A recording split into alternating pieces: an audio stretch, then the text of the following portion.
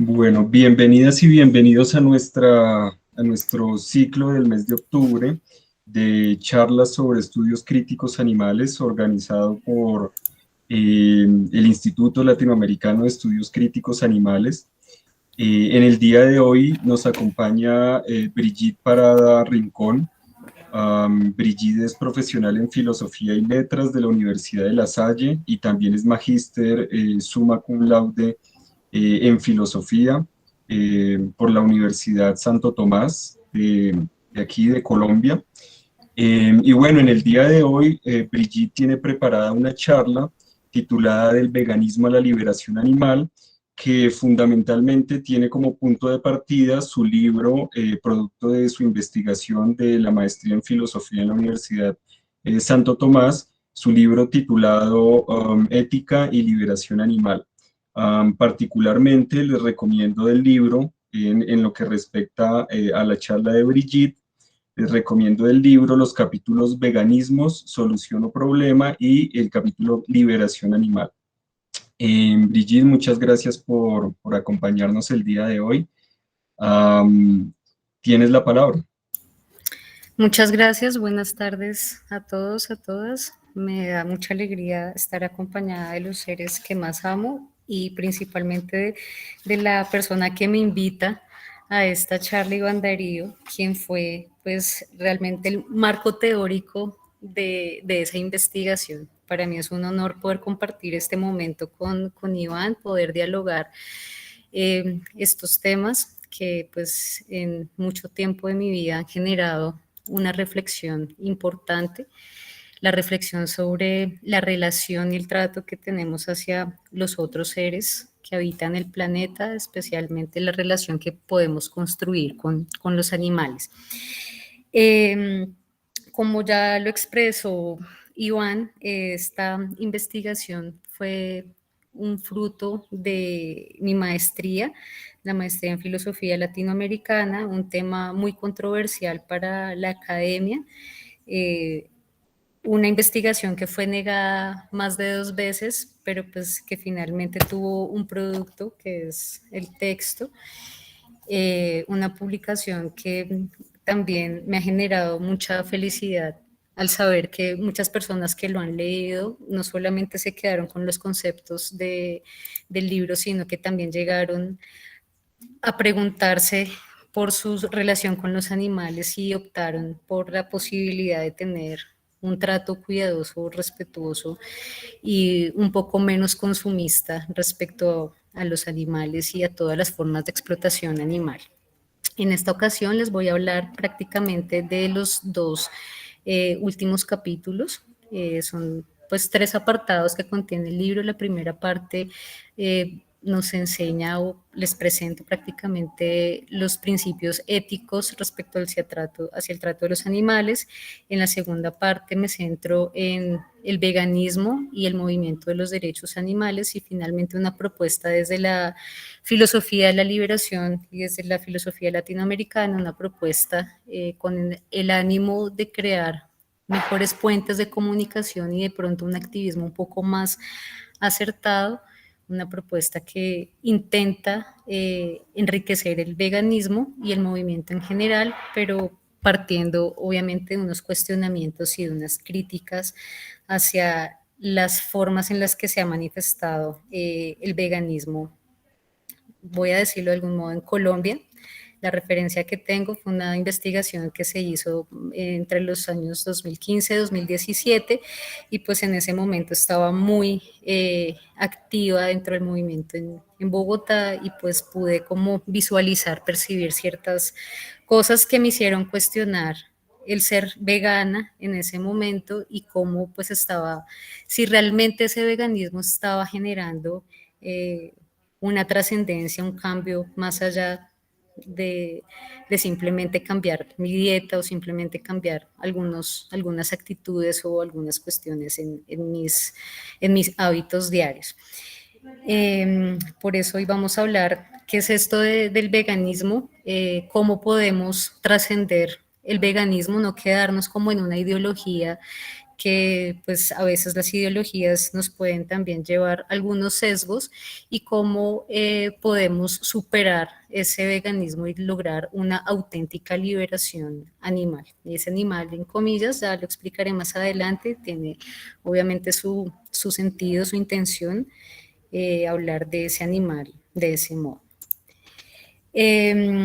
Prácticamente que en estos dos temas, en estos dos apartados, hablamos del veganismo como un concepto que ha ido evolucionando con el tiempo, un concepto que es dinámico, que también ha tenido como muchas resignificaciones desde sus inicios con Cross, con Donald Watson, con su compañera Leslie, y pues ha sido muy dinámico este concepto, en tanto el movimiento de los derechos animales pues ha adaptado ciertas actitudes que han hecho que uno replantee su significado. Ese dinamismo lo podemos enmarcar dentro de esas actitudes, dentro del movimiento, dentro de los miembros del movimiento, actitudes que de algún modo han hecho que se vean, que se haga más visible el tema de los derechos animales y que han contribuido a la exigencia de cambios y reformas a nivel político y legal. Yo entiendo, sé que hablar, por ejemplo, de veganismos es una cuestión extremadamente controversial dentro del movimiento, ¿sí? Muchos veganos dicen, no, es un solo veganismo, no existen veganismos, pero cuando hablo de veganismos, pues ya más relacionándolo con el trabajo que ha hecho el profesor Ávila Gaitán sobre el tema un poco más juicioso y más centrado en investigación muchísimo más seria, pues que son como unas invitaciones a vivir de un modo en el que realmente pues el impacto sea mucho menor. Sí, entonces cuando hablo de veganismos también quiero hacer referencia a actitudes que en la investigación pude notar dentro del movimiento y que pues definitivamente, aunque hagan parte de de ese gran concepto veganismo, pues hay ciertas conductas o actitudes que me dejan ver dinámicas dentro del mismo movimiento que me parecen que son importantes de reflexionar. En el texto, pues este texto fue escrito durante 2014 a 2016, ya tiene unos añitos, actualmente pues pienso otras cosas sobre el tema, sin embargo pues creo que es una muy buena base para poder empezar un camino hacia el movimiento de los derechos animales y más que todo replantearnos o repensar la forma en que nosotros nos relacionamos con los demás. Y cuando hablo con los demás estoy hablando no solamente de los animales, sino también de, bueno, esos animales que incluimos dentro de nuestra propia especie, los demás hombres, las demás mujeres, los niños, los ancianos, también cómo nos comportamos con el medio ambiente, cómo nos comportamos con la totalidad en general. A partir de esas actitudes o de esas conductas que pude visualizar dentro del movimiento durante la investigación, resalté en el texto más o menos como una forma de llamarlo, unos 3 tipos de veganismo. No quiere decir que estos tipos de veganismo sean tal cual así y que existen tal cual los estoy nombrando, es una forma en la que quise nombrar modos de comportamiento de los activistas dentro de ese gran nombre que es veganismo. El veganismo ético, hablo del veganismo ético, hablo de un veganismo emocional, hablo de un veganismo especista y citando al profesor Ávila Gaitán, hablo de un veganismo moderno colonial, que prácticamente es como la crítica más fuerte con la intención de dar un apoyo y un refuerzo al movimiento, no con la intención de aplastar todas sus buenas intenciones, sino con el ánimo de que se piensen, que se cuestionen y que pues se puedan determinar modos que realmente ayuden a abolir la explotación animal y pues esa abolición de la explotación animal solamente la podemos ver cuando realmente nosotros tengamos un cambio de paradigma en nuestra mente. Entonces, el veganismo ético, que prácticamente es como la definición más clara del veganismo, sabemos que el veganismo pues, es una postura ética en relación con los animales. Aquí, cuando hablo de veganismo ético, estoy hablando estrictamente de la postura que invita a vivir de tal manera que causemos el menor impacto negativo posible en la vida de los animales ante el problema que ha generado relacionarlos ontológicamente con ellos, es decir, haberlos asumido como cosas, como recursos para nuestros fines. Hablar de un veganismo ético implica poder nosotros establecer relaciones con el entorno en las que tratemos de vivir de una manera tal que dañemos o que tengamos un impacto, el menor impacto negativo hacia los animales en este caso. Es una noción que viene desde los inicios del veganismo con Donald Watson, con Leslie Cross, y que pues ha mantenido, digamos, que esa línea ética del veganismo, pero se manifiesta también como en otras actitudes. Hay unas posturas que para la investigación fueron necesarias, fue una investigación de filosofía latinoamericana, entonces por eso quise como mirar más posturas relacionadas con el tema desde Latinoamérica. La abogada Aboglio, Argentina, pues ha tenido también una grandísima investigación muy juiciosa respecto al tema y también digamos que comparte algunos parámetros con también el abogado vegano Gary Francione, quienes pues ambos como que coinciden con la idea del veganismo como una consecuencia lógica de un modo no instrumental de ver a los animales y que a la vez les otorga un valor inherente que viene de la teoría filosófica de Tom Regan y que manifiesta que esta decisión es lo mínimo que podemos hacer por los animales. Si realmente queremos hacer algo por los animales, lo mínimo que podemos hacer es tener una vida donde no los asumamos de una manera instrumental. Esta instrumentalización, como pues lo dije anteriormente, recae como en la manera de utilizar ese medio, que en este caso serían los animales, como recursos simplemente para unos fines personales. Entonces, tanto Francione como Aboglio, uno en Estados Unidos, otro en Argentina, determinan que el veganismo es una ética, por eso siempre vamos a hablar de veganismo en relación con ética, que tiene unos efectos prácticos como cambios de hábitos tanto en la comida, el vestido, el entretenimiento y el consumo. Estos hábitos o esta restricción o esta ética ya determinada en estos hábitos de entretenimiento, vestido, consumo, comida, etcétera, nos llevan a la necesidad de abolir esa explotación institucionalizada.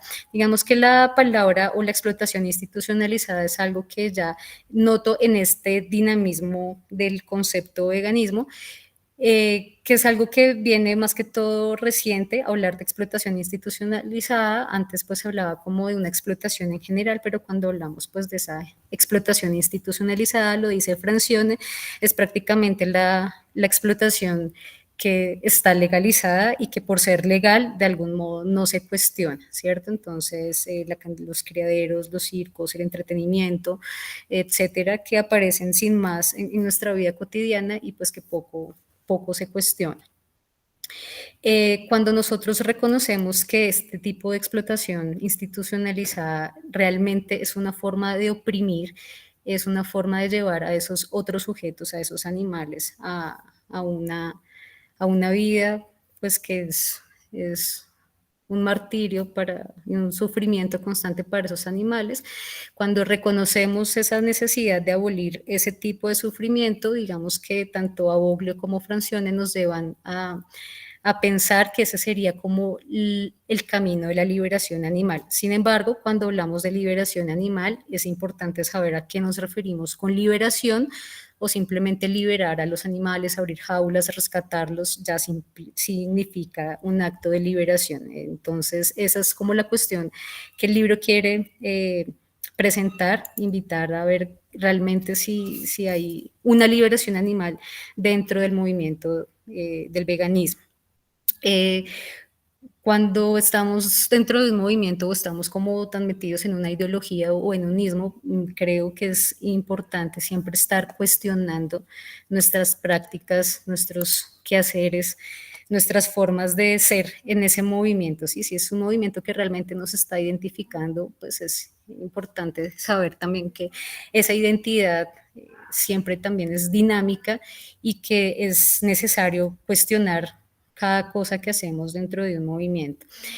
Algo que realmente cuando estaba tan sumergida en este asunto, hace unos años en Bogotá, veía que cuestionar el movimiento causaba pues mucha reticencia por parte de los miembros y como que no se puede cuestionar el veganismo. Yo invito a que nos cuestionemos, a que se cuestionen, a que cuestionen sus prácticas todo el tiempo y que si en algún momento realmente la opción por dejar de consumir animales vino por la importancia de relacionarlos de algún modo diferente con ellos, no descuidemos ese constante cuestionamiento, esa constante reflexión de cómo nos estamos relacionando con los animales, seamos o no seamos veganos, estemos o no estemos dentro de un movimiento por los derechos animales, es importante que esa cuestión esté siempre permanente en nosotros, cómo nos relacionamos con ellos, porque esa relación con los animales o con los demás, con el entorno también nos va a demostrar la forma en que nos relacionamos con nosotros mismos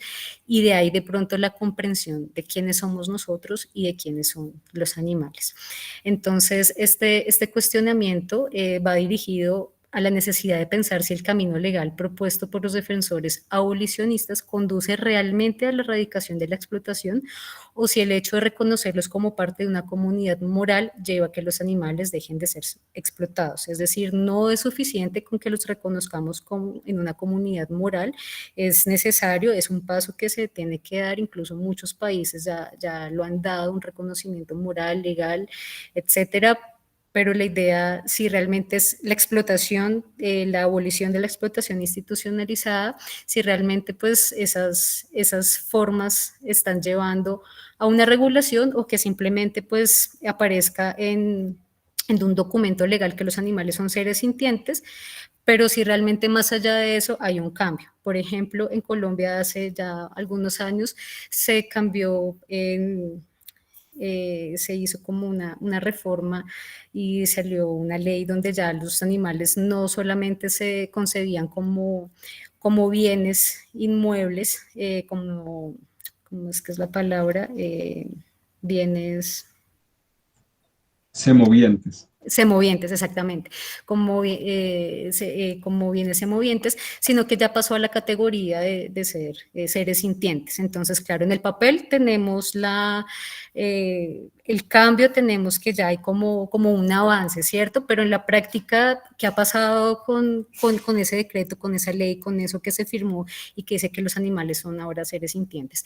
Además, porque ese mismo papel después tiene unas excepciones que prácticamente dice que si con el cuidado usted puede igual sacar a los animales de su esfera natural, etcétera. Si tiene permisos puede cazar, si tiene, entonces digamos que queda limitado, claro está en el papel, puede darle mucha emoción al movimiento y todo, pero realmente ¿qué pasó con ese nuevo concepto en la Constitución, en el apartado, en la ley de que pasa de ser un bien semoviente a un ser sintiente? ¿Hubo algún cambio? Es como la invitación. En el papel hubo el cambio, pero pues en realidad cuestionemos si sucedió o no sucedió. Más allá de eso, también pues es importante ver que no solamente, bueno, se trata, como bien lo dice Francione, de dar ese paso de reconocer a los animales también como sujetos legales, ¿cierto? Donde se dé un reconocimiento a sus derechos, unos derechos básicos, ¿sí? Y esos derechos que se le otorgan a los animales no implican necesariamente un deber, entonces solamente por el hecho de existir y coexistir con nosotros, el derecho básico, el derecho a la vida y al libre desarrollo de su individualidad según su especie. Si reconocemos eso, entonces es importante reflexionar si realmente las prácticas veganas como modos de protestas que se centran en las consecuencias de asumir a los animales como propiedades, si realmente están siendo efectivas, es decir, cuando estamos haciendo el boicot, cuando vamos a la plazoleta de comidas y nos paramos con los carteles de los animales que sufren en los mataderos, que es una realidad que no vamos a negar, pero si nos centramos solamente en ese efecto, realmente estamos logrando un cambio. Cuando se logran esos cambios, generalmente pasa que hay un cambio solamente emocional, de pronto porque en ese momento no tuvimos la suerte de poder contar con calma y ver el suceso de una manera, sino que nos dejamos llevar por la emoción y ay, el animal está sufriendo, obviamente está sufriendo, se está ensangrentando, está muriendo de una manera injusta, pero limitarnos a esa consecuencia, sí, porque esa no es la raíz del problema que es la invitación del texto, es de reconocer que nos relacionamos de una manera ontológica con los animales y no podemos quedarnos solamente en el sufrimiento, porque precisamente el sufrimiento lo que va a generar es un desequilibrio emocional donde queremos rescatar por rescatar, castrar por castrar, esterilizar por esterilizar, hacinar animales por hacinarlos y no estamos ayudando realmente a acabar, a frenar la explotación y la esclavitud de los animales. Por ejemplo, muchas organizaciones animalistas que he visto, que fui testigo, porque en algún momento con mi compañero tuvimos un restaurante vegano y nos llegaban muchísimas personas y fundaciones donde era clara la intención de un negocio más allá de la ayuda real hacia los animales. Entonces simplemente se dedicaban a sacar a rescatar, entre comillas, perros de la calle, ¿sí? Incluso personas que ni siquiera sabían cómo tratar a un perro o que les tenían miedo a los perros, y era una cuestión constante de pedir fondos y donaciones y fondos y donaciones, etcétera, y hacer campañas de esterilización y de castración y de vacunaciones y un sinfín de cosas que pues al final no había como una intención real de una ayuda o no había como una comprensión real de los animales que se estaban pretendiendo liberar o ayudar. Entonces, es por eso que es importante preguntarse si esas prácticas actuales de veganización conllevan la abolición progresiva de la explotación institucionalizada o si por el contrario hace que se refuerce la máquina opresora y destructora de todas las formas de vida, nuestro ego.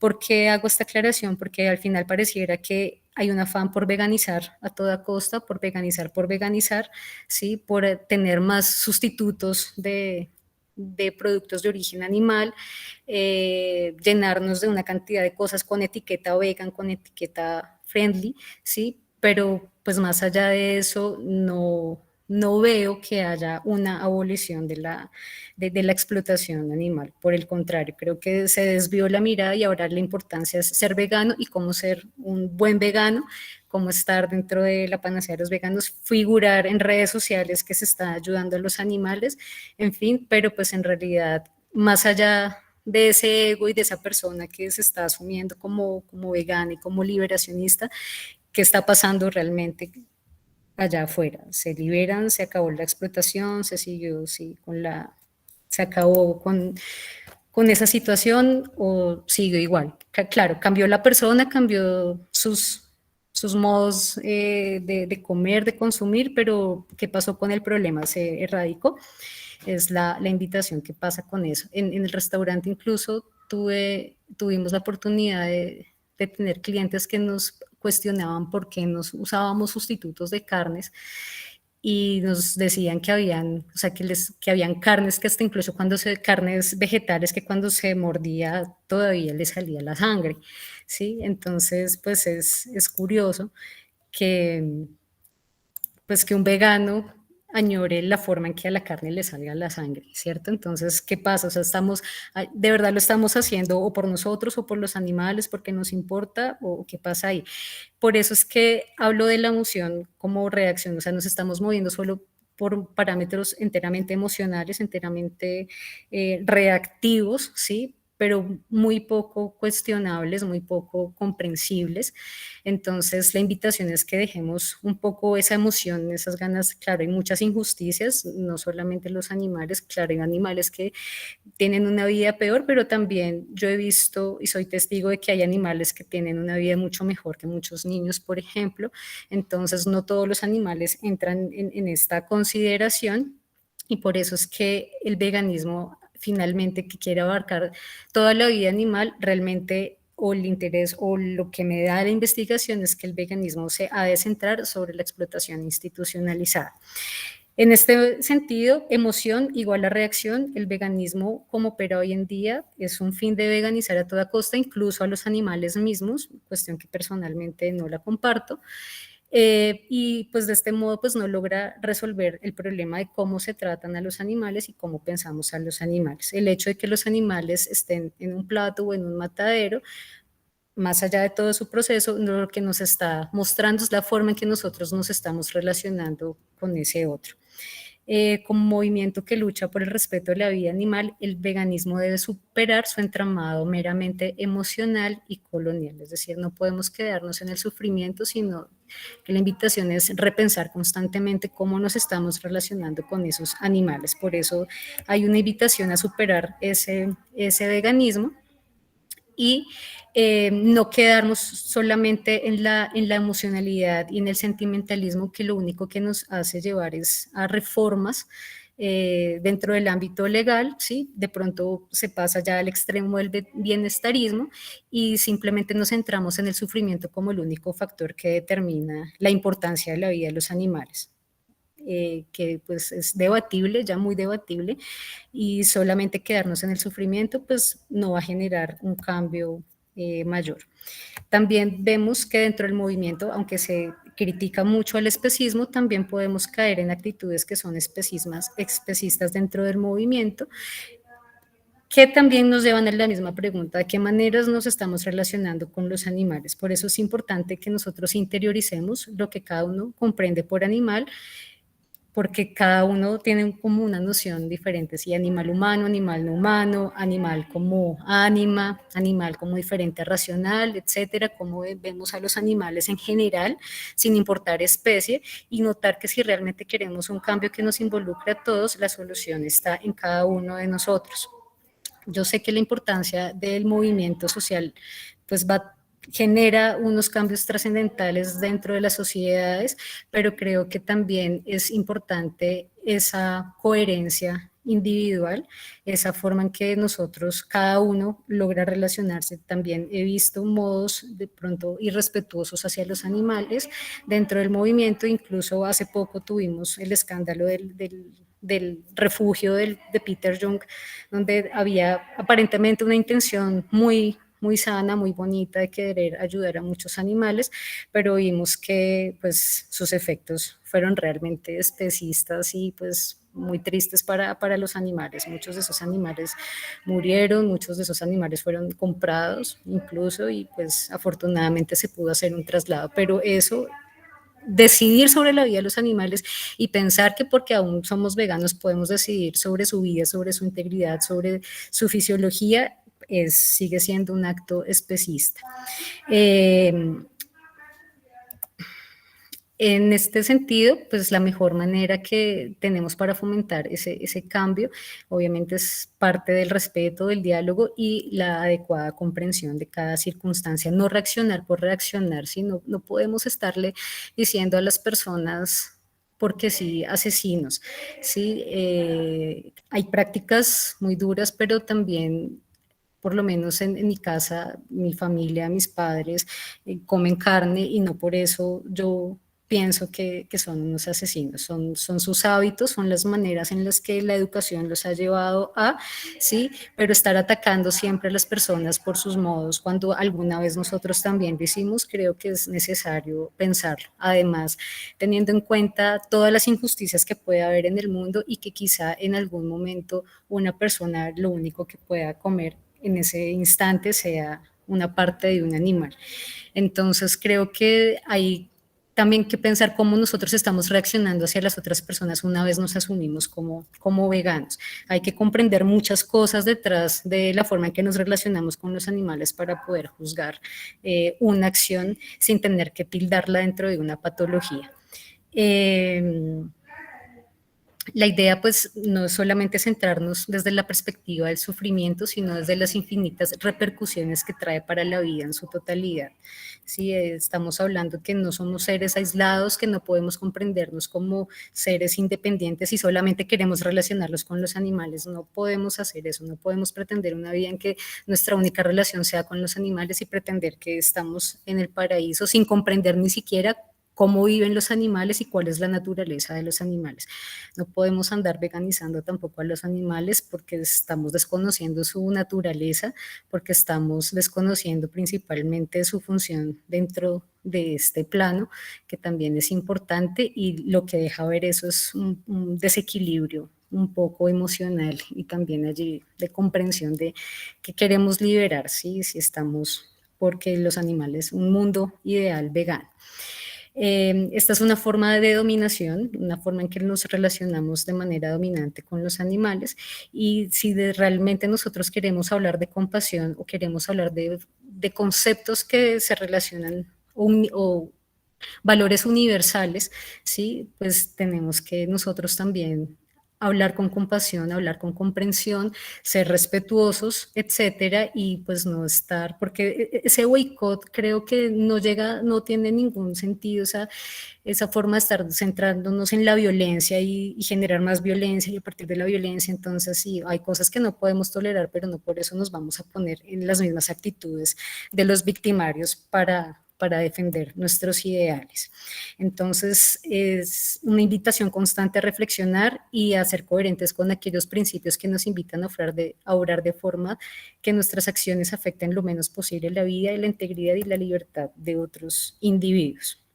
No solamente se trata de reconocer derechos, sino que también se trata de reconocer toda la importancia que tienen los animales dentro del entorno y cómo también nosotros podemos aprender de esos animales.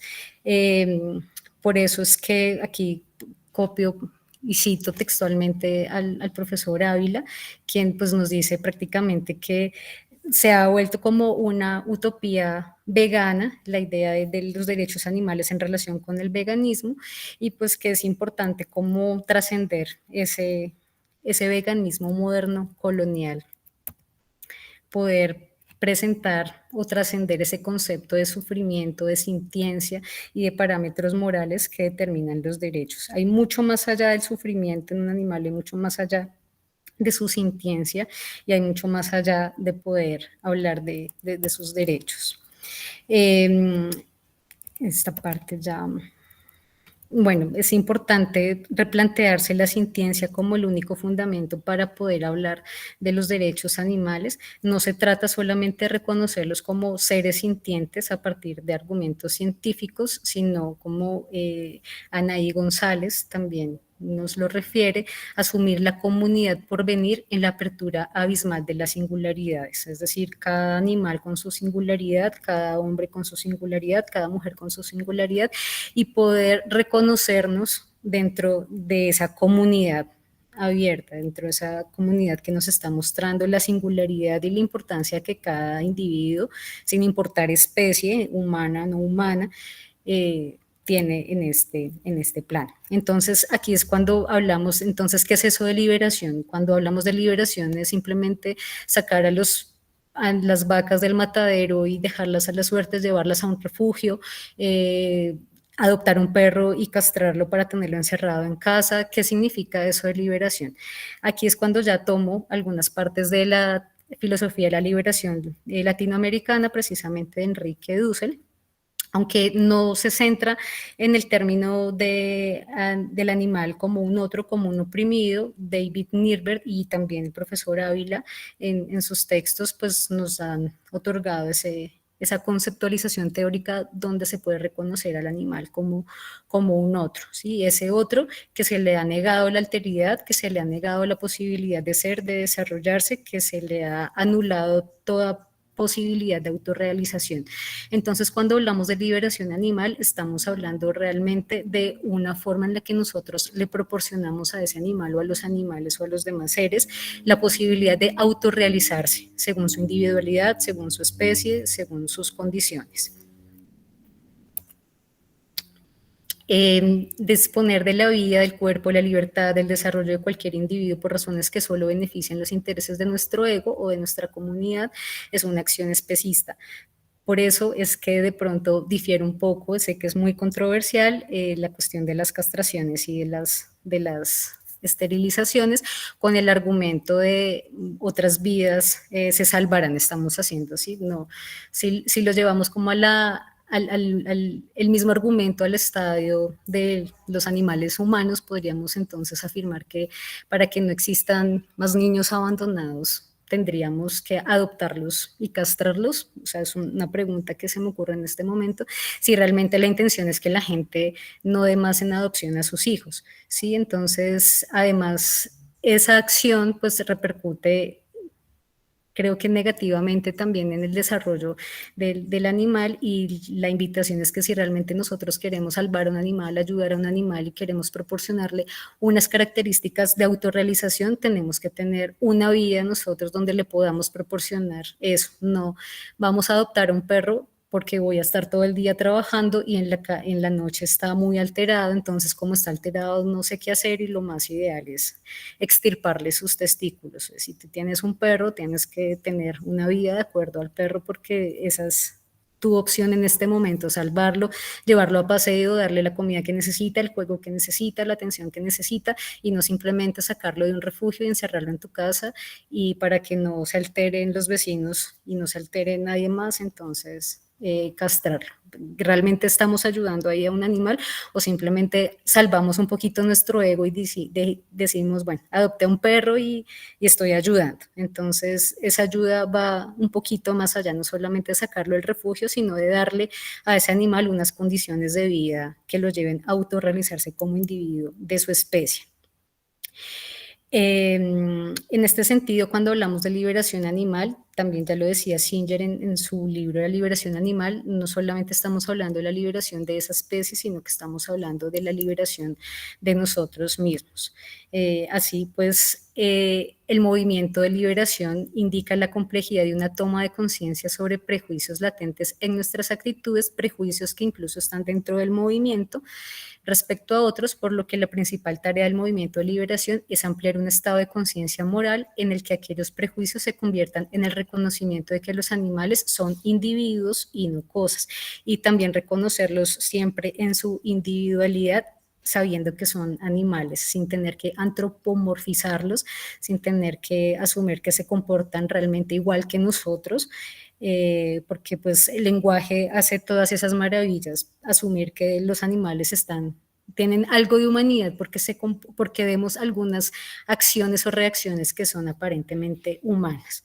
Entonces es importante reconocer realmente cómo nos referimos a los animales, cómo los estamos viendo, y no intervenir en su vida, ni en su desarrollo, ni en el equilibrio general de la naturaleza.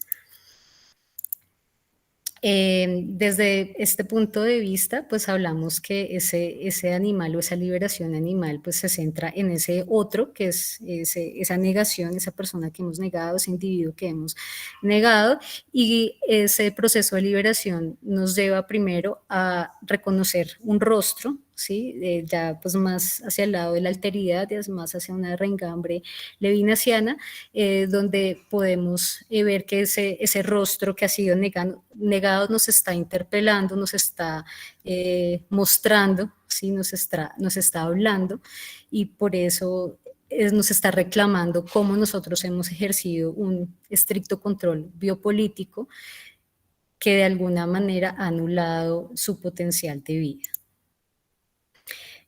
No, este proceso de liberación nos implica pues que conozcamos a ese animal como un animal, como un ánima, ¿sí? Y que nos pueda llevar a una hermandad universal. No podemos pensarnos siempre como seres aislados, todos hacemos parte de todo, y la relación que tenemos con los animales también es una relación que demuestra la forma en que nos relacionamos con las demás cosas, incluso con nosotros mismos. Entonces, pretender un mundo sin humanos, pues es también un poco, no sé, descabellados, porque implica que no sabemos relacionarnos con los otros, y más cuando ya no están dentro de esa ideología, ¿sí? Por ejemplo, si come carne, ya no puedo tener ningún tipo de relación con esa persona, y pues la invitación es, por el contrario, acercarnos un poco más y poder construir otro tipo de relaciones que ayuden un poco a la composición de toda esta descomposición histórica de la humanidad. Nos hace falta ser humanos. Entonces, cuando hablamos de esa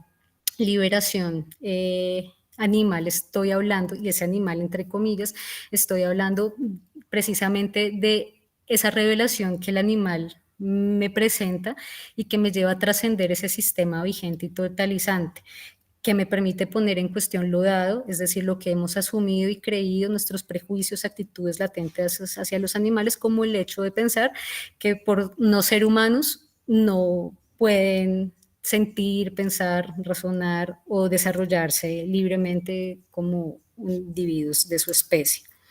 La liberación no es una acción fenoménica intrasistémica, por el contrario, es la praxis que subvierte el orden fenomenológico y lo perfora hacia una trascendencia metafísica, que es la crítica total a lo establecido, fijado, normalizado, cristalizado y muerto. Es decir, en este punto, nosotros asumimos sin más que son animales no humanos y que nosotros somos animales humanos. Hago una crítica en el texto sobre ese concepto, animales humanos y animales no humanos, porque nos está llevando siempre a pensarnos dentro de una cuestión de la animalidad, pero una animalidad que está como solamente como en los parámetros de lo instintivo, ¿cierto?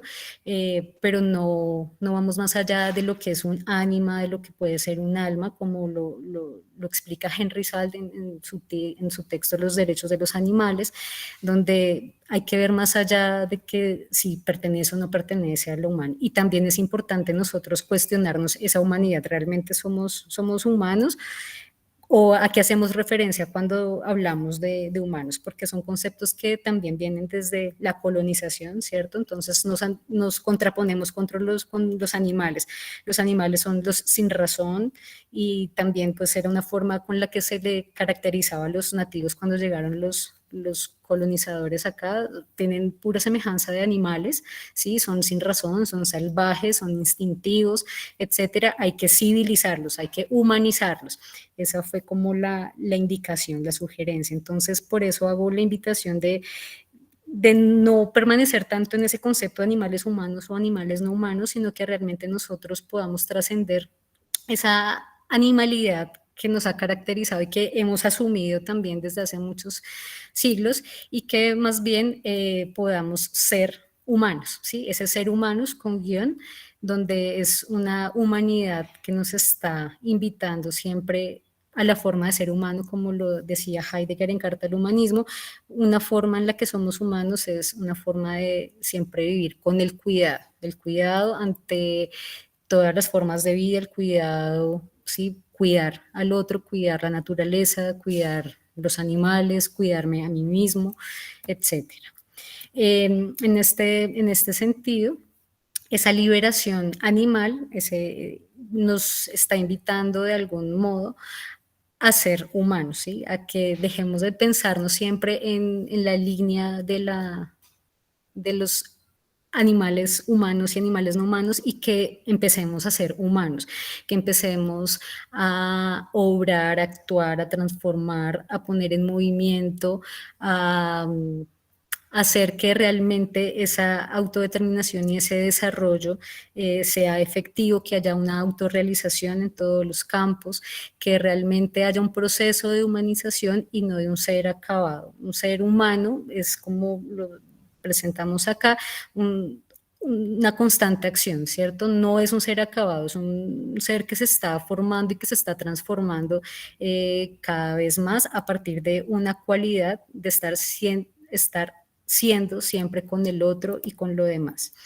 En este sentido, ya para finalizar, hablamos de la liberación desde pues, los fundamentos éticos latinoamericanos que no se restringen a los modos de activismo del movimiento, sino que implica centrarnos realmente a las necesidades no cumplidas de las víctimas, es decir, ya no hablamos solamente de lo que quiere hacer el veganismo, una lucha donde nos tatuamos vegan por todas partes, etcétera, que no tiene nada que ver con la liberación animal, sino que más allá de ese veganismo nos estamos ocupando y preocupando realmente por las necesidades que esos seres no pudieron cumplir en su estado de explotación institucionalizada.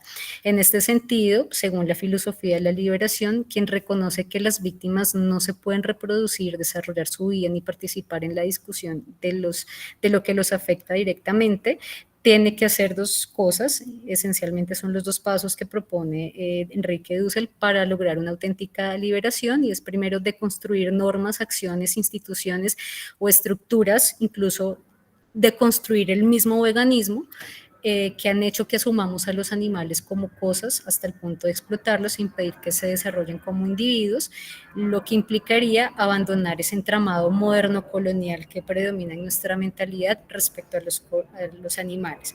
Y después de esa deconstrucción, construir y transformar normas, acciones e instituciones para que los animales puedan vivir y desarrollarse íntegramente. Actualmente solamente hacemos como el segundo punto, construimos, transformamos normas, creamos leyes, etcétera, pero seguimos nosotros asumiendo a los animales de la misma manera. Ya aquí para finalizar, la idea de un principio de liberación en relación con los animales implica una ética, por eso sería un paso el veganismo, pero no sería el punto final, ¿sí? Y en este sentido, la ética de la liberación nos está implicando o nos está invitando a hablar de una ética de la responsabilidad a priori por el otro y a posteriori de los efectos no intencionales de las estructuras de los sistemas que se manifiestan a la manera consciente, a la mera conciencia cotidiana del sentido común.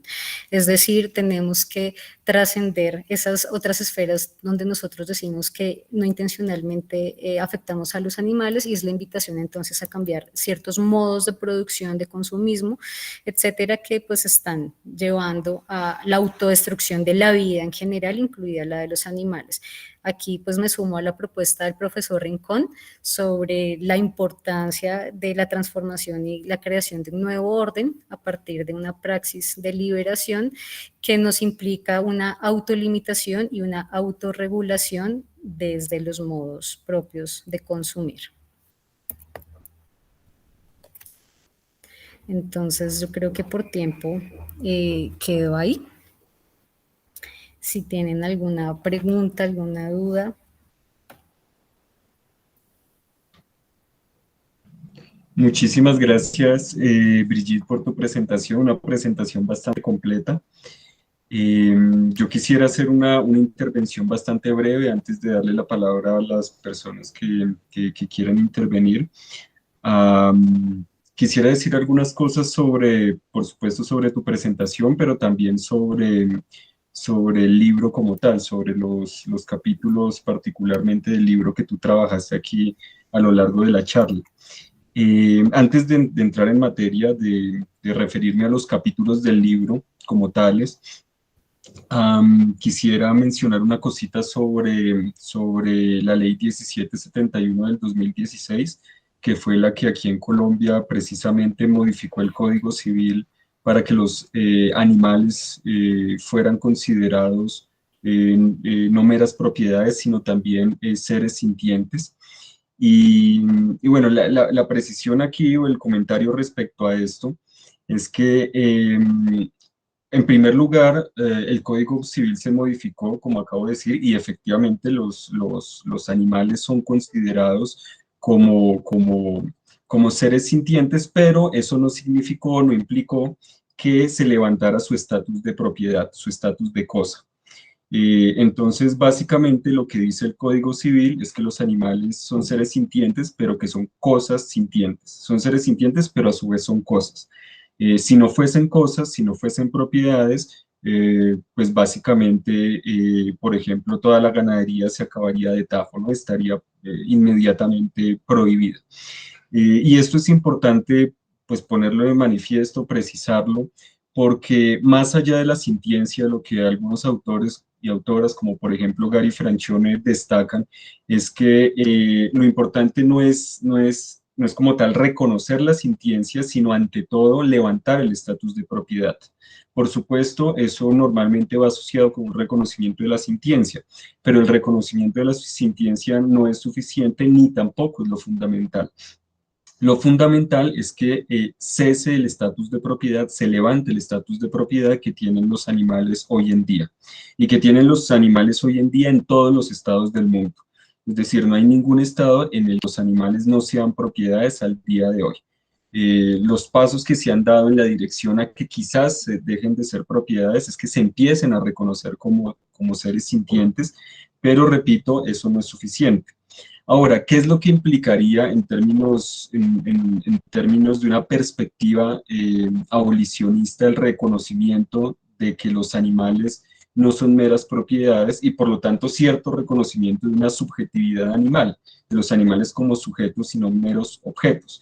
Implicaría por lo menos el reconocimiento de tres derechos fundamentales, que son el derecho a la vida, el derecho a la libertad, es decir, el derecho a no ser enjaulado, apresado, etcétera, etcétera, ¿no?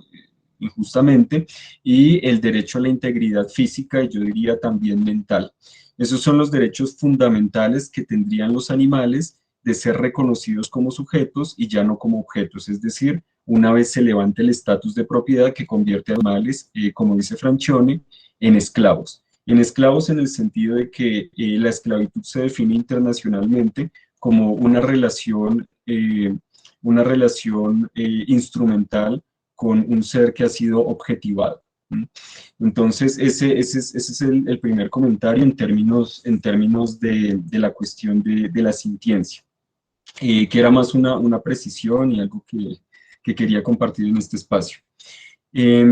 Ahora, respecto a lo que comentó Brigitte a lo largo de su presentación y al libro de Brigitte, quisiera destacar básicamente tres temas. El primer tema tiene que ver con el veganismo, o es es el tema del veganismo en un sentido amplio, o los veganismos. El segundo tema es el de la praxis animalista o las prácticas políticas animalistas y su relación con la discusión, valga la redundancia, de la relación entre la razón y los afectos o la razón y las emociones. Y el tercer tema sería el del modo en el que Brigitte recupera la filosofía de Enrique Dussel y Leonardo Boff, por supuesto en clave de liberación animal, ¿no? En clave de pensar la liberación animal. Entonces empezaré refiriéndome al primer tema, que es el del veganismo o los veganismos. En primera instancia, yo creo que Brigitte hace algo bastante interesante y es remitirse a Leslie Cross. Quisiera destacar eso.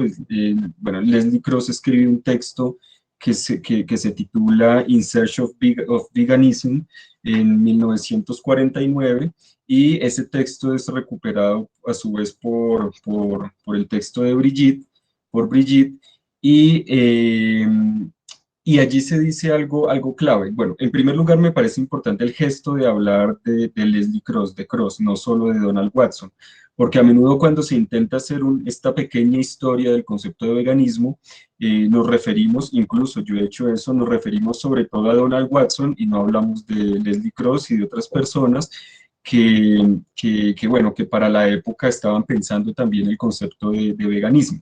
Entonces, en primer lugar, me parece destacable eso, que se hable de Leslie Cross y no solo de Donald Watson. Y en segundo lugar, me parece destacable apuntar que ya para esa época, ya Leslie Cross en este texto de 1949, eh, eh, apuntaba que el veganismo no es un conjunto de prácticas concretas. No es que el veganismo no sean prácticas, sino que no es un conjunto de prácticas que se puedan enlistar, o de las cuales se puede hacer un listado y que si alguien las cumple, pues ya es vegano o vegana. Entonces, si el veganismo no es eso, ¿qué es? Lo que dice Cross es, el veganismo es, ante todo, una suerte de principio, es decir, de guía para nuestras vidas, una suerte de principio, de principio vital o de modo de vida. Entonces, yo creo que aquí ya hay un avance importante que me parece que se tiene que reconocer con mayor fuerza al interior del movimiento. Digamos, es un avance de 1949, pero que aún es válido. ¿Cuál es ese avance? El avance es que el veganismo no es un listado de prácticas, no es hacer X, Y, Z cosas, sino que el veganismo es ante todo la posibilidad de producir un modo de vida, una forma de vida que sea capaz de confrontar, diría yo, la dominación, la explotación y la sujeción animal. Entonces, bueno, creo que ya en este texto hay un avance en ese sentido que vale la pena recordar siempre. Ahora, me parece que hay una suerte de retroceso cuando autores como Gary Francione dicen que el veganismo sí es un principio, pero un principio estrictamente personal, una actitud ética, y es ante todo un rechazo personal a relacionarnos con los animales como propiedades. Es un rechazo a esa relación instrumental con los animales. Y digo que aquí hay un retroceso, una suerte de retroceso, porque creo que desde autores como Francione y a partir de una serie de autoras y autores, sobre todo de tradición liberal, de raigambre liberal, el veganismo empieza a convertirse en una cuestión de identidad, en una cuestión de identidad. Yo soy vegano, yo soy vegana porque hago tales cosas. Eh, y se nos olvida la reflexión inicial, que me parece la más importante, y es la que asocia al veganismo con la posibilidad de producir un modo de vida diferente. Ojo, eso no necesariamente es el veganismo como identidad, ¿no? Podemos distinguir claramente una cosa de la otra. Una cosa es decir, yo soy vegano, yo soy vegana porque hago X, Y. Otra cosa es decir, yo le apuesto a generar un modo de vida pues que sea capaz de superar la situación de dominación, sujeción y explotación animal. Son cosas diferentes y creo que con algunos autores y autoras, en parte como sucede con Francione, experimentamos una suerte de retroceso en donde el veganismo se empieza a concebir como algo meramente personal e incluso como una identidad. Aun cuando pues, la lucha se tenga que dar obviamente también en el marco del derecho y a nivel institucional, como bien Brigitte lo menciona a lo largo de su presentación, y como el propio Francione también puntualiza o destaca a lo largo de su obra. Ahora, yo creo que Brigida hace algo muy importante en su texto, y ella citó esta parte del texto que yo también anoté, de la cual tomé nota, eh, eh, y es, bueno, para no extenderme voy a decirlo de la siguiente manera. Brigitte dice, el veganismo puede convertirse en una manera de reforzar el ego, ¿no? En un reforzamiento del ego. Y por supuesto, yo creo que cuando el veganismo se convierte en una cosa estrictamente personal y además identitaria, es en efecto una manera de reforzar el ego. Pero cuando decimos reforzar el ego, en últimas estamos diciendo que lo que se está reforzando es el sujeto que es sistemáticamente privilegiado por el antropocentrismo.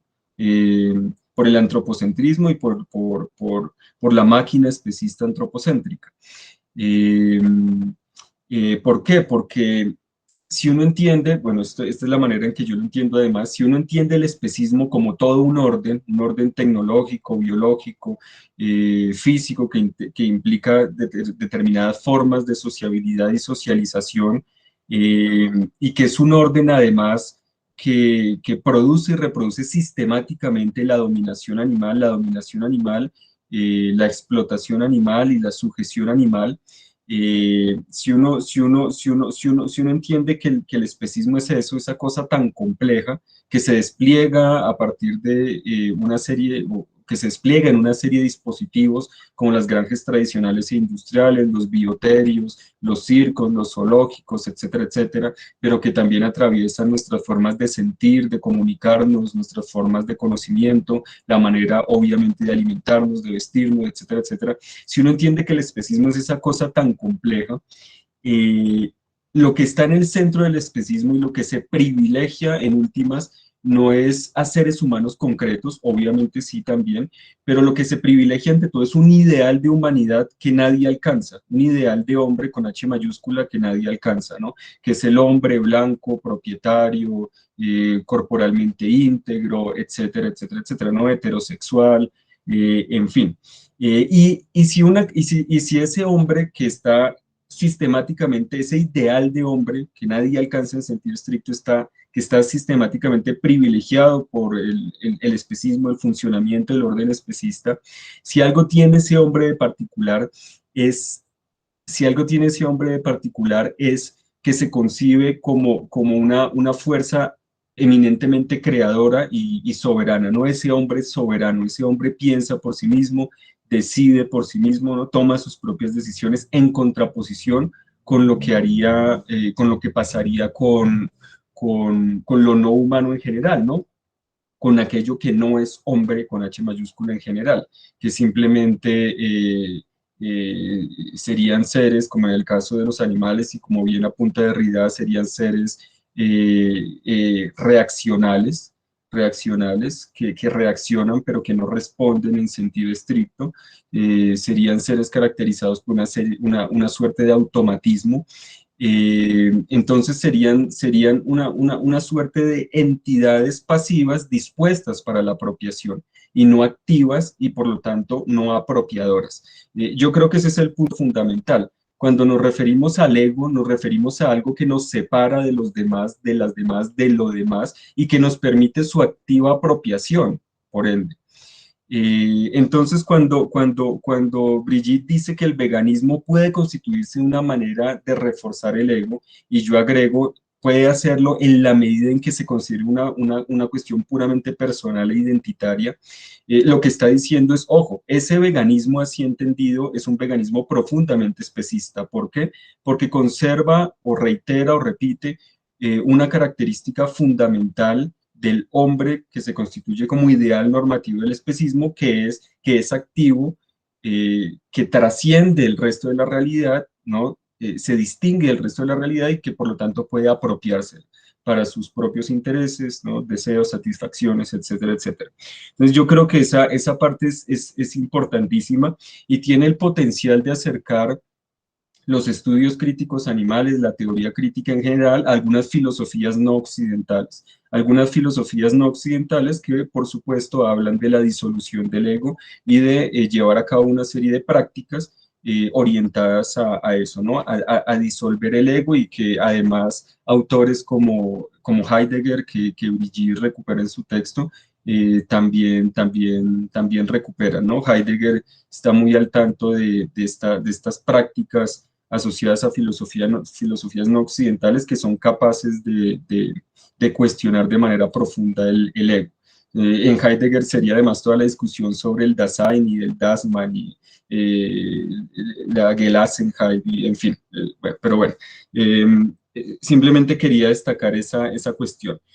Ahora, me parece que en este panorama, eh, si ya hemos cuestionado el veganismo como algo puramente personal y como una identidad, y además también hemos cuestionado el veganismo como ya lo hacían Leslie Cross y Donald Watson, el veganismo como algo que tiene que ver con el mero cumplimiento de un listado de prácticas cerrado y ya. Cuando ya hemos cuestionado todo eso, ¿qué nos queda?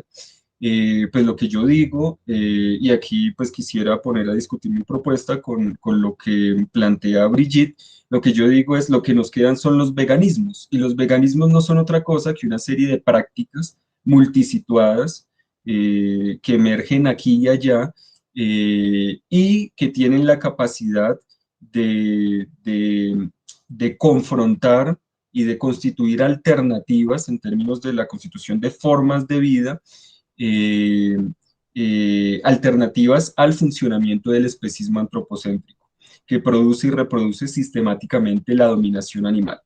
Entonces, creo que es importante hacer alusión a qué tipo de qué tipo de plural estamos hablando cuando hablamos de los veganismos. Estamos hablando de una pluralización de prácticas y una pluralización de prácticas que no están dadas de antemano, sino que están abiertas y que son multisituadas y que no necesariamente convergen en un mismo individuo, en una misma persona, en un mismo sujeto. Es decir, no hay nadie que sea vegano o vegana de manera absoluta, hay prácticas veganas. Hay prácticas veganas cuando yo intervengo en el terreno del conocimiento, en el terreno de la alimentación, en el terreno del uso del lenguaje, en el terreno, en fin. Hay prácticas veganas y son veganas incluso cuando alguien no se denomina como vegano o vegana.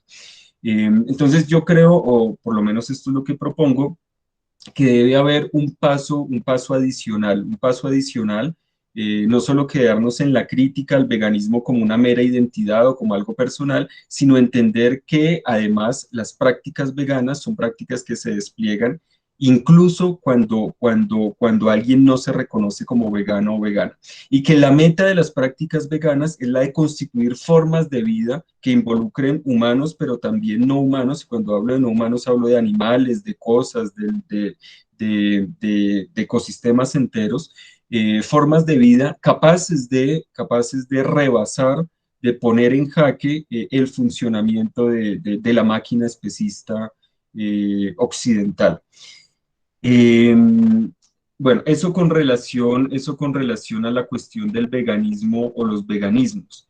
Ahora, aquí puede haber una confusión eventual que me parece, o que ya he notado, ya he percibido en diferentes espacios, y es la confusión entre pluralidad de prácticas veganas y pluralidad de identidades veganas. Cuando yo y otras personas hablamos de proliferación de prácticas veganas o de veganismos, no nos referimos a una proliferación de identidades veganas en el sentido de que, por ejemplo, habría un veganismo negro, un veganismo feminista, un veganismo latinoamericano, un veganismo, y así podríamos extender la lista infinitamente. ¿Por qué es esta reflexión tan importante? Porque yo creo que entender así los veganismos como pluralidad de identidades veganas, como pluralidad de grupos veganos, eh, nos vuelve a la discusión o sí, nos retrotrae, nos manda una vez más a la discusión sobre el ego. Es decir, así como hemos cuestionado el veganismo como una cuestión puramente personal e identitaria, también tenemos que cuestionar los veganismos como una pluralidad de identidades asignadas a diferentes grupos con sus respectivos intereses, etcétera, etcétera, etcétera. Yo diría, en palabras, retomando las palabras de Brigitte, que esa es otra manifestación del ego, pero a nivel grupal. Es otra manifestación del ego a nivel grupal que involucra comportamientos a menudo sectarios, competencia entre grupos, diferentes formas de dogmatismo, etcétera, etcétera, etcétera. Entonces, yo sí llamaría a no entender los veganismos como una pluralización de meras identidades grupales veganas. Ahora, eso no significa que, por ejemplo, no se le pueda imprimir una orientación feminista al veganismo. Obviamente sí, también habría prácticas veganas con un particular carácter feminista, pero eso es diferente a hacer grupúsculos, a constituir grupos, cada uno con sus intereses, sus respectivas peleas, no disputas, etcétera, etcétera, etcétera. Que repito, para mí sería, como diría Brigitte, otra manifestación pues de ese ego que separa, que permite formas de apropiación, que nos lleva a comportamientos profundamente competitivos, al reconocimiento de grandes personalidades, etcétera, etcétera, etcétera. Em, Ahora, con relación al segundo aspecto, al aspecto de las de la praxis o la práctica política animalista, en relación con, valga la redundancia, la relación entre la razón y los afectos o las emociones, yo creo que es importante que Brigitte recupere, o que es importante el hecho de que Brigitte recupere el potencial de la compasión, en contraste con las tácticas habitualmente utilizadas por muchos y muchos activistas de confrontación directa, ¿no? O tácticas de carácter, en ese sentido, violento. Es decir, Brigitte nos dice, utilicemos afectos ligados a la compasión, ¿no? Al padecer con, al sentir con, al ponernos en contacto con. Privilegiemos esos afectos. No privilegiemos, como diría Spinoza, los afectos tristes, es decir, la ira, la rabia, el resentimiento. Y yo creo que esta es una discusión muy importante, es una discusión importante no solo en términos de las prácticas políticas, de las prácticas veganas o las prácticas políticas veganas, sino en general en términos, esto es importante en términos de cualquier tipo de práctica política. Eh, esta necesidad de repensar el papel de los afectos y qué tipos de afectos se privilegian. Si afectos más bien alegres, como diría Spinoza, o afectos tristes, como diría Spinoza. Si afectos de sentir, de acercarme a ese otro que está sufriendo, pero que está sufriendo y como está sufriendo, quiero que deje de sufrir, quiero que viva una vida alegre, una vida bella, resplandeciente, feliz, etcétera, etcétera. O si más bien la práctica política está marcada por afectos tristes que, repito, tienen que ver con sentimientos de ira, rabia, resentimiento, etcétera, etcétera, etcétera. Yo creo que esa discusión es muy importante darla. Ahora, yo sí tendría allí una serie de preguntas, porque yo sí creo que en ciertas ocasiones eh, algunas formas de violencia son importantes y algunos afectos tristes son importantes. Por ejemplo, frente a ciertos actores que son actores decididamente especistas. Aquí, por ejemplo, en Colombia tenemos un personaje bastante triste también en ese sentido, que es José Félix Laforí, ¿no? Además, no solo un ganadero, sino un defensor políticamente informado, intelectualmente informado, un defensor, mejor dicho, un especista bastante singular respecto a ese tipo de personajes tan complejos que conocen relativamente bien su propia historia, su propio contexto. Eh, yo creo que a veces sí es importante darle cabida a la posibilidad de expresar cierta ira, cierta rabia, cierto descontento, incluso de una manera violenta, pero violenta en términos lingüísticos, ¿no? Eh, eh, no sé, me recuerdo cuando, por ejemplo, Andrea Padilla le eh, insultó a José Félix Laforí en medio de un programa porque ya no se aguantó más, ¿no? Más allá de lo que yo piense de Andrea Padilla, que para quienes no sepan es una eh, concejala de la ciudad de Bogotá, aquí en Colombia, además una activista de muchos años de aquí de Colombia, animalista. Eh, y bueno, ella tuvo un debate con José Félix Laforí y en medio del debate, ella que normalmente guarda la compostura, pues básicamente ¿no? Le profirió un insulto, lo insultó, y yo creo que ese tipo de cosas no son necesariamente negativas, particularmente en relación con ese tipo de personajes.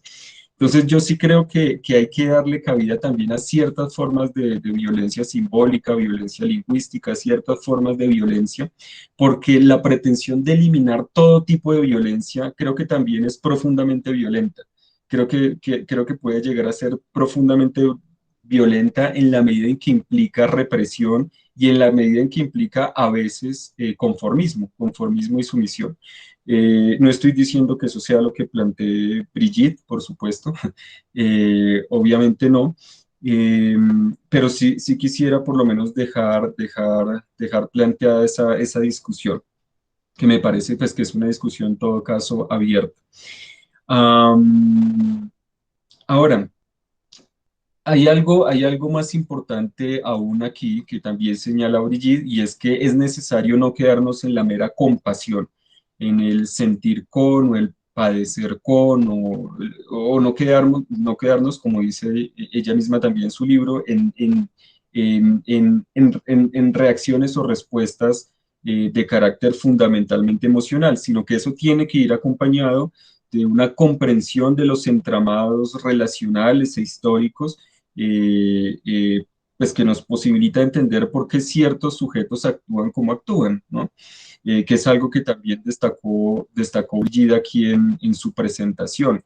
Ella en el texto dice, por ejemplo, pensemos en por qué algunas personas ordeñan a determinadas vacas. Las ordeñan porque si no las ordeñan pueden sufrir de una mastitis y la mastitis pues es algo que va a ser profundamente doloroso para la vaca. Entonces, no necesariamente eh, eh, ver a una persona ordeñando una vaca tiene que ameritar una respuesta violenta, ¿no? Una respuesta de carácter confrontacional, sino todo lo contrario. Lo que deberíamos hacer es preguntarnos por qué esa persona está haciendo tal cosa, por qué está actuando así, y eso solo se puede saber interrogando los entramados relacionales e históricos en los cuales los sujetos pues nos constituimos, nos insertamos y actuamos. Entonces yo creo que esa invitación de Brigitte también es bastante importante, no quedarnos en la discusión tampoco meramente sobre las emociones, los afectos, sino relacionar siempre eso con la posibilidad de comprender los contextos en los que existimos y actuamos y nos llevan a hacer unas cosas y no otras. Y por último estaría el tema de cómo Brigitte recupera la filosofía de Enrique Dussel y la filosofía de Leonardo Boff en clave de liberación animal.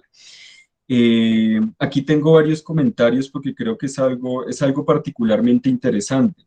Yo creo que Brigitte dice algo fundamental y es que la liberación animal implica una operación de reconocimiento. que eso es algo que a menudo no se dice. Otros autores y autoras han hecho énfasis en otras cosas, pero lo que Brigid hace, digamos que una de las contribuciones de Brigid a la hora de recuperar a Boff y a Dussel, es decir, que la liberación animal conlleva reconocimiento. ¿Pero qué sería el reconocimiento? El reconocimiento es básicamente el reconocimiento de la alteridad animal, es decir, de ver a los animales como singularidades y singularidades complejas, no apropiables, no objetivables, y por lo tanto con rostro, diríamos en esta línea levinasiana, como la misma Brigitte apuntó en su presentación. Entonces, la liberación animal implica reconocer la diferencia animal y la complejidad de los modos de vida animales. Pero no solo eso, implica reconocer que esa pluralidad de modos de vida animales y esa complejidad animal eh, nos afecta, ¿no? Es decir, hay una relación continua entre humanos y demás animales eh, eh, que produce una serie de operaciones, diría yo, de comodificación, en donde se trata, por lo tanto, de singularidades, pero de singularidades en cambio constante y de singularidades relacionales. Creo que eso es fundamental y creo que es pues, una contribución que hace Brigitte a la hora de asociar toda esta discusión del reconocimiento con el problema de la liberación animal. Y esto yo creo que lleva también a Brigitte a cuestionar los discursos que se quedan en destacar, eh, que se quedan en poner en primer plano el problema de la sintiencia. ¿Por qué? Porque a veces poner en primer plano el problema de la sintiencia es otra vía, o por lo menos eso es lo que entiendo que plantea Brigitte, es otra vía para objetivar a los animales, para seguirlos comprendiendo como propiedades, aun cuando sea en el terreno, si se quiere, epistemológico. Eh, ¿Por qué? Porque cuando nos concentramos demasiado en los animales como seres sintientes, a veces lo que destacamos, lo que resaltamos es que sufren y que no queremos que sufran más, etcétera, etcétera, pero no nos damos la tarea, no nos damos el espacio, el tiempo además para comprender la complejidad de cada singularidad viviente de cada animal, para conocer profundamente a los animales no humanos, para relacionarnos, por ende, de otros modos con esos animales. Y a veces esa imposibilidad de reconocer la complejidad animal y la singularidad animal, pues nos lleva a operaciones de antropomorfización, ¿no? ¿Y a qué me refiero con eso? Me refiero con eso a que presuponemos lo que necesitan los demás animales y como lo presuponemos, los tratamos como si lo que necesitaran fueran lo que nosotros, seres humanos, necesitamos o particularmente, ¿no? Ciertos tipos de seres humanos creemos que necesitamos o ciertos tipos de seres humanos necesitamos y por lo tanto creemos que necesitan esos animales. Entonces yo creo que esta es una discusión interesante también que nos plantea Brigitte, la discusión de si hacer énfasis en la sintiencia. De hecho, Brigitte en algún punto del texto escribe sintientes, pero con un guión, es sintientes, como cosas que sienten, ¿no? O entes que sienten, sinti entes. Destacando que cuando ponemos el énfasis en la cuestión de la sintiencia, a veces terminamos convirtiendo a los animales en meros objetos que sufren, pero no nos preocupamos, repito, por entender la complejidad de sus vidas y la singularidad de sus vidas y por lo tanto las posibilidades de relacionarnos de otros modos con esos vivientes, con esos modos de vida tremendamente complejos. Y repito, pues terminamos extrapolando nuestras propias necesidades humanas o de ciertos seres humanos. Eh, y por último, quisiera destacar en esta puesta en contacto que hace Brigitte de las propuestas de Dussel y Boff con el tema de la liberación animal, quisiera destacar la idea de que el reconocimiento tiene que ir acompañado del cuestionamiento del sistema vigente y también de cierta responsabilización por la situación de nosotros, de nosotras, respecto a los otros, respecto a la alteridad animal. Eh, ¿Por qué es importante esto? Porque yo creo que esas tres dimensiones deben ir siempre articuladas. Es decir, sí, debe haber reconocimiento, pero el reconocimiento a su vez debe implicar una labor crítica respecto a las sociedades en las que vivimos. No por nada también, por ejemplo, Brigitte recupera el trabajo de David Niebert, eh, que David Niebert, pues, como buen sociólogo, analiza el papel de los animales no humanos en el funcionamiento del capitalismo y su explotación también en relación con, obviamente, el funcionamiento del capitalismo. Entonces, yo creo que es importante tener en cuenta eso, ¿no? Reconocimiento sí, pero reconocimiento en el marco de la comprensión de una serie de entramados o estructuras sociales, o como diría yo, tecno-biofísicos sociales, y todo eso también acompañado con la responsabilidad de transformar mi propio modo de vida en relación siempre con otros modos de vida, es decir, la posibilidad de desplegar una serie de prácticas que a la postre sean capaces de superar el especismo como orden y por lo tanto pues la dominación animal y le dé paso a la liberación animal. En ese sentido, creo que es muy importante esto que hace Brigitte, que es destacar que la liberación animal supone no solo la liberación de los animales, sino también la liberación de los seres humanos. ¿Por qué la liberación de los seres humanos? O por lo menos yo decidí interpretarlo de esta manera. Porque la liberación animal entendida en un sentido amplio, complejo, implicaría también la superación de lo que uno es. Es decir, cuando uno se baja de sus posiciones de privilegio, cuando uno deja de dominar a otro, también de alguna manera trasciende, ¿no? También se libera. En ese sentido, la liberación animal es una liberación que necesariamente implica a los seres humanos, implica liberar a los seres humanos de su propio ego, de sus propias posiciones de dominación, de sus propios privilegios, y bueno, y esta es una cuestión pues bastante compleja, ¿no? Y finalmente, en relación con lo anterior, es interesante lo que hace Brigitte en discusión con Buffy Dussel, eh, que es esto de pensar, valga la redundancia, la posibilidad de repensar el humanismo, ¿no? No tenemos necesariamente que confundir el humanismo con el antropocentrismo.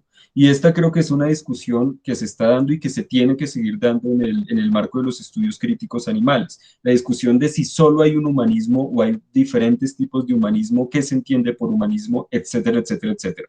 Y yo creo que aquí Brigitte se posiciona en un sentido muy particular diciendo que el humanismo que ella quiere rescatar o destacar no es para nada equivalente al antropocentrismo, no es tampoco un humanismo especista, sino que el humanismo tiene como objetivo fundamental la necesidad, sí, sí, tiene como objetivo fundamental el responsabilizarnos por nuestra propia condición humana.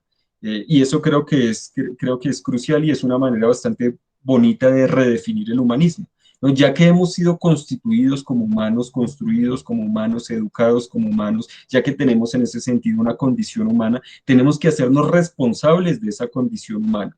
Y a partir de allí, revalorar nuestra relación con la alteridad, con esa otredad animal.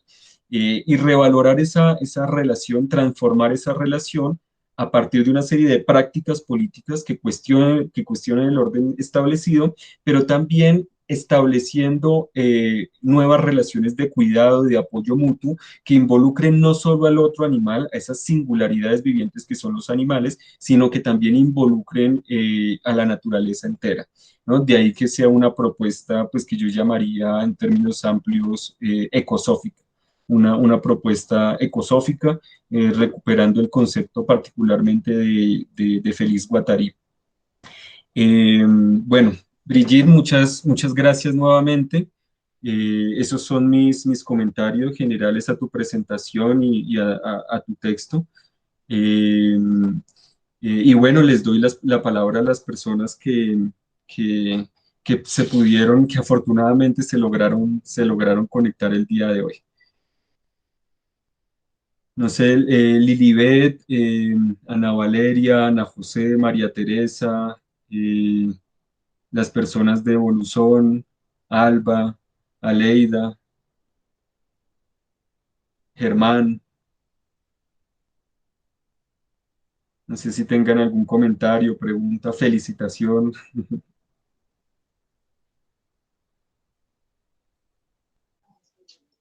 Hola Iván Darío, hola Brigitte, qué gusto verlos de nuevo.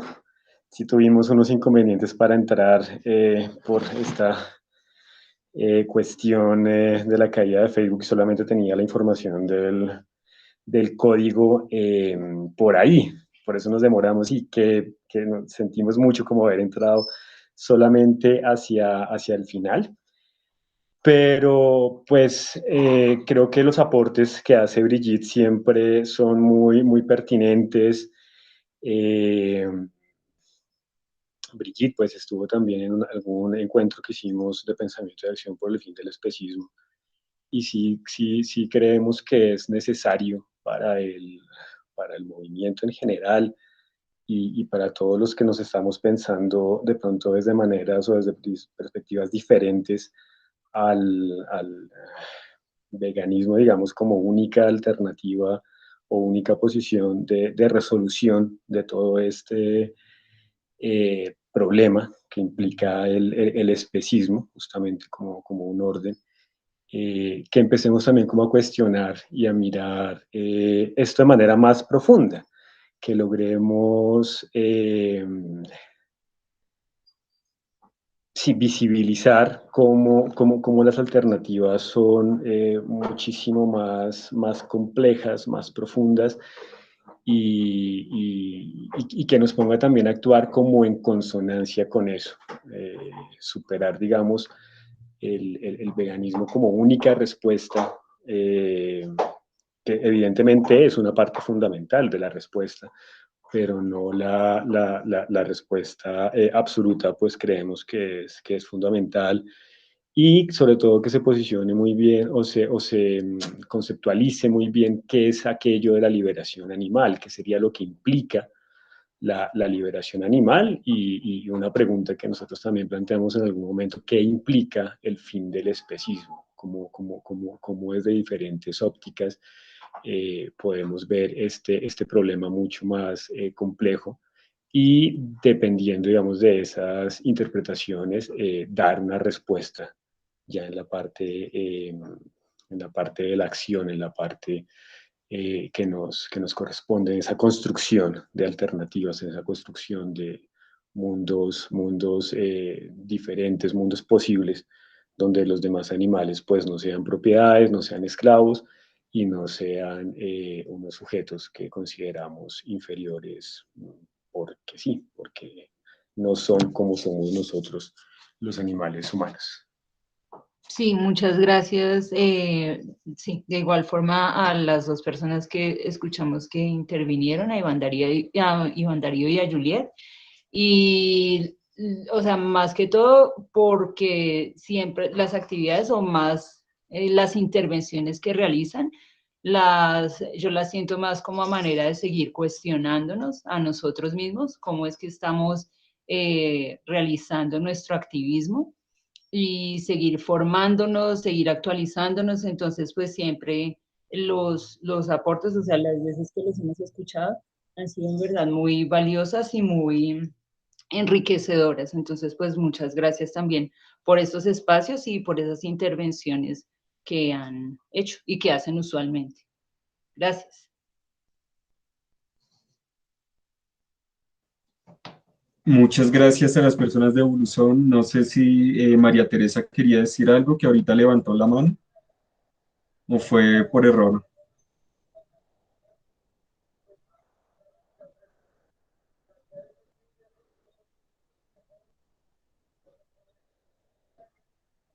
María Teresa.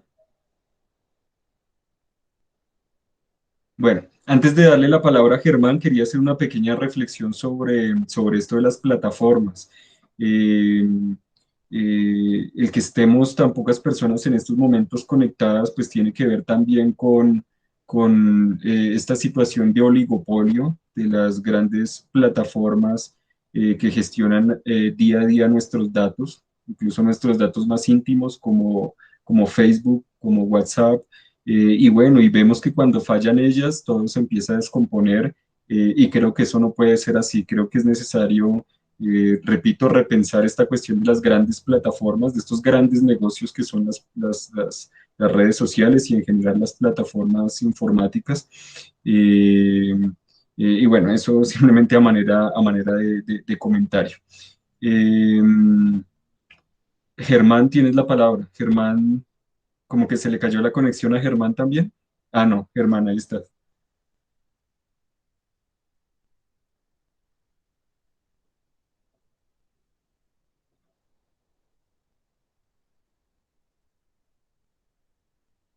Germán, ¿me escuchas? No, no pueden contestar en este momento. Bueno, no sé, Brigitte, si quieres decir algo ya para cerrar entonces. Pues agradecerte por este espacio. Me alegra muchísimo que hayas leído tan juiciosamente ese texto, porque pues en general también toda esa reflexión fue producto de tus reflexiones. Entonces, para mí me siento homenajeada realmente por estar en este espacio contigo, este diálogo que de verdad hace mucho tiempo lo tenía en mente y ojalá no sea el primero, sino que vengan muchos más y se siga construyendo la reflexión de una manera académica que pues llegue a través de la educación y este modo de relacionarnos con los demás también de una manera muy compasiva, pero ante todo pues muy pensante y donde siempre esté ese reconocimiento y la comprensión. Creo que esa es la enseñanza, la moraleja de ética y liberación animal, no pensarnos como seres aislados, comprender ante todo las situaciones que van emergiendo y a partir de esa comprensión crear y transformar nuevas actitudes, nuevas formas de poder ser con los otros, con la intención siempre como bien lo dice Wolf, generar una ética planetaria que en este momento es urgente y creo que la solución y la posibilidad está en nuestras manos si de verdad lo queremos así. Muchísimas gracias a todos por haber entrado, por estar en este espacio. Me alegra muchísimo que muchas de las personas que están acá pues han compartido el texto, lo han leído y pues han generado la reflexión que el texto, cuya intención tiene el texto, es estar siempre pensándonos a nosotros mismos en relación con esos seres que de algún modo decimos amar y que de verdad son muy importantes. ¿Hay alguien más alzó la mano? Okay. Gracias, Juliet. Sí, Germán, Germán y volvió a por alzar la supuesto, mano. no será la última vez que podamos compartir este tipo de espacios. Espero que no. Eh, Dale, Germán, tienes la palabra. Bueno, igual, muchas gracias. Eh, Soy, creo que el testigo más cercano a todo el proceso del libro de Brigitte. Y hay una emoción grande porque de pronto muchas veces pensamos las cosas de nuestra vida, pensamos todo lo que nos pasa, todo lo que escuchamos, todo lo que leemos. Y resulta que es muy triste que nos quedemos en una pregunta filosófica sobre acerca del por qué pensar. Y pues ahorita Brigitte concluyó hablando de pensarse a sí mismo con el otro. Entonces es importante ver el orden de las cosas. Y en este momento yo siento que esa pregunta de para qué se pensó todo ese libro o esa tesis o como lo quieras llamar, en este momento está generándose la respuesta que no puede ser con palabras, sino con una retroalimentación también elaborada como la que haces. Porque pues yo le pienso decir a Brigitte, por ejemplo, que tu exposición sobre el libro es mucho más profunda que la de ella misma, ¿sí? Y hay un agradecimiento muy, muy, muy bonito de mi parte hacia ti por eso. Obviamente eso no nació ahí, sino nació desde el momento en que Brigitte se interesó por lo que tú ya habías empezado. En conclusión, lo que quiero decir es que esto que sucedió a pesar de los problemas de las redes y todo el asunto, es una verdadera retroalimentación, es decir, fíjate cómo a partir de pensamientos de todos estamos tratando de encontrar más allá de tener la etiqueta, ¿no? De hacer parte de un equipo, de un grupo, de un movimiento, como lo queramos llamar. Entonces, pues tú te me adelantaste porque yo lo que quería decir para concluir era que esperaba que este espacio no se quedara en el único. Yo a Brigitte siempre le he dicho que ese libro tiene que tener el 2, el 3, todos los demás que tienen que seguir porque es un tema que va a abarcar la evolución necesaria en nuestro comportamiento y proceder para tenernos a nosotros mismos primero que al otro, que aunque suene egoísta, es el orden lógico de las cosas. Muchas gracias, Iván. Gracias, Germán. Y sí, la idea es seguir tejiendo, por supuesto, seguir tejiendo colectivamente. Bueno, Brigitte, te agradezco una vez más por haber participado en este espacio. Les recuerdo también que esta es la primera charla del ciclo de charlas del Instituto Latinoamericano de Estudios Críticos Animales del mes de octubre. Quedan otras 3 charlas, ya las estaremos en su debido momento pues poniendo a circular la información de las mismas por las diferentes redes sociales. Y bueno, pese a los problemas que tuvimos con las redes, los problemas de conexión, esta charla quedó grabada, está quedando grabada, y pues sin lugar a dudas va a ser vista una vez sea puesta a circular y sí, puesta a circular, subida a nuestros diferentes espacios del instituto y a los demás espacios también en donde pueda llegar a ser compartida. Una vez más, muchas gracias, Brigitte, y un abrazo para todos y todas.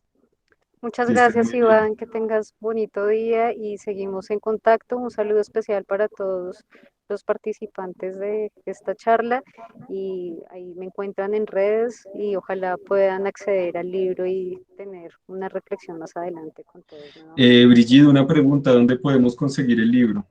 El libro se consigue en la librería Siglo 21, creo que se llama, y también está en el Fondo de Cultura Económica y en el Centro Cultural Gabriel García Márquez. Ahí está el texto. En la librería Siglo del Hombre, creo que es, ¿no? Eso, Siglo del Hombre, sí. Listo. En esa Bueno, muchísimas y gracias. en Centro Cultural Gabriel García Márquez. Vale. Un abrazo para todos y todas nuevamente. Chao, que estén bien.